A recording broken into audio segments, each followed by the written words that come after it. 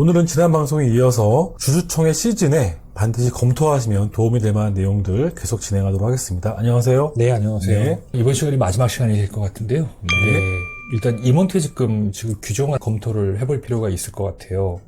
자, 20년 이후 이제 소득세법상 배수가 2배수로 제한이 되지 않았습니까? 맞습니다. 예, 임원퇴직금 규정을 이 소득세법 퇴직소득 한도에 맞춰서 개정한 법인들이 굉장히 많이 있어요. 근데 저는 이래요. 이거를 무조건 소득세법 기준에 맞출 게 아니라 실질적으로 대표이사의 그 재임 기간이라든가 미래의 어떤 그 출구 전략에 따라서 맞춤형으로 설계할 필요가 있다. 그래서 예를 들어서 2011년도 이전에 기준으로 퇴직금 규정이 한번 크게 바뀌었죠. 맞습니다. 그래서 그 이전에는 배수 제한이 없었는데 그때 이제 3배수로 제한한다라는 규정이 생겼어요. 그래서 11년도 이전 재임까지 재임 연수가 굉장히 길고 그 시점에 연봉이 굉장히 높게 형성되어 있는 기업이라면 11년도 이렇게 따로 만들고 또 11년도부터 19년도 말까지 이때는 3배수였잖아요. 자, 요때 한번 또 끊고 2020년도 이후로 2배수가 됐잖아요. 그렇게 네네. 끊고 하는 게 유리할지 단계별로. 유불리를 따지자는 거죠? 근데 이제 어떤 재임도 짧고 연봉도 낮아요.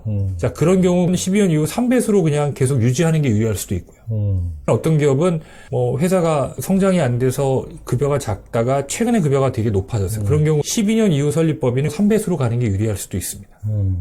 그래서 나중에 근로소득이 발생이 되면 어떡하냐, 세금을 많이 내는 거 아니냐, 이게 더 유리한 건지 불리한 건지 여부는 굳이 지금 판단할 필요는 없어요. 나중에 근로소득이 너무 많네? 그럼 그때 가서 배수를 좀 줄이는 거? 이게 리스크가 더 클까요? 아니면 근로소득을 더 늘리는 게 유리해서 갑자기 퇴직금을 더 늘리는 게 더 세무적으로 주목받을까요? 당연히 늘리는 거겠죠. 나중에 경영 여건을 봐서 축소해도 괜찮은데 미리 줄여놔버리면 나중에 필요에 따라서 늘릴 때는 물이 밑에서 떨어지는 거가 더 쉬워요. 밑에서 끌어올리는 게 더 쉽겠어요. 상식적인 얘기니까 이런 관점에서 한번 규정도 다시 한번 검토해 볼 필요가 있다라는 점이고요.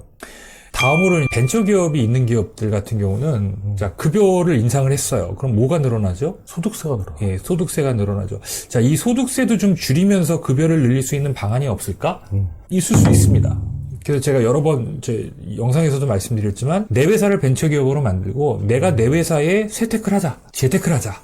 방법이 뭘까요? 예, 내 회사에 출자를 하자. 증자를 하자. 네. 그렇죠. 예, 그래서 3천만 원까지는 100%, 5천만 원까지는 70%, 5천만 원 초과는 30%의 소득 공개를 해준다.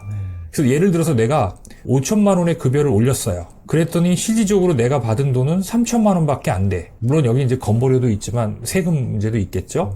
자, 그런 경우 내가 이 5천을 바로 소득화하지 않고 그 5천을 법인에 다시 재출자를 하게 되면 3천까지는 100%고 5천까지는 70%니까 그 방법으로 하면 소득이 줄어드는 효과가 생기는 거죠. 그죠? 제가 테이블을 한번 만들어 봤습니다. 그래서 예를 들어서 출자 금액이 5천이에요. 과표 기준이 3억 이상이면 44%거든요. 네네. 거의 2천만 원, 136만 원 소득세를 환급받는 효과가 발생이 되는 거죠. 그러니까 이제 5천 투자해서 1,900만 원의 수익이 생기는 거니까 이 수익률로 따지면은 굉장히 큰 수익인 거죠. 엄청나죠. 예. 네. 밑에 한번 볼까요? 내 소득 금액이 예를 들어서 2억이에요.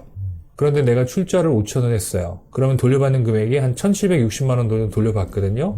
수익률로 따지면 35% 아닙니까? 엄청난 수익입니다. 네. 예, 다만 이거를 이제 보통주로 하지 마시고 우선주로. 상환 우선주. 예, 상환 우선주. 만기가 정해져 있는. 그럼 3년 만기로 했다 그러면 3년 후에 이제 우선주는 원금을 회수하시면 되는 거니까 3년 동안에 이런 수익이 생기는 거죠. 그래서 벤처 인증을 받은 기업은 이 방법을 쓰고 벤처 기업이 아닌 기업은 벤처 인증을 취득을 해서 이 방법을 한번 활용하셔라.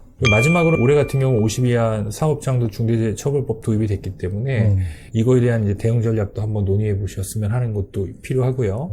그다음에 정책자금 같은 경우는 아무래도 이제 정부 예산이 되게 타이트하니까 필요한 기업들은 상반기 신청하는 준비들도 미리 한번 해보시면 좋을 것 같습니다. 4번에 걸쳐서 주주총회 관련된 검토하시면 도움이 될 만한 사항들 짚어드렸습니다. 총 15가지를 말씀을 드렸는데요. 하나하나 검토를 받으시면 굉장히 큰 이익이 되지 않을까 싶습니다. 자, 오늘 방송 감사합니다. 고맙습니다. 네, 고맙습니다.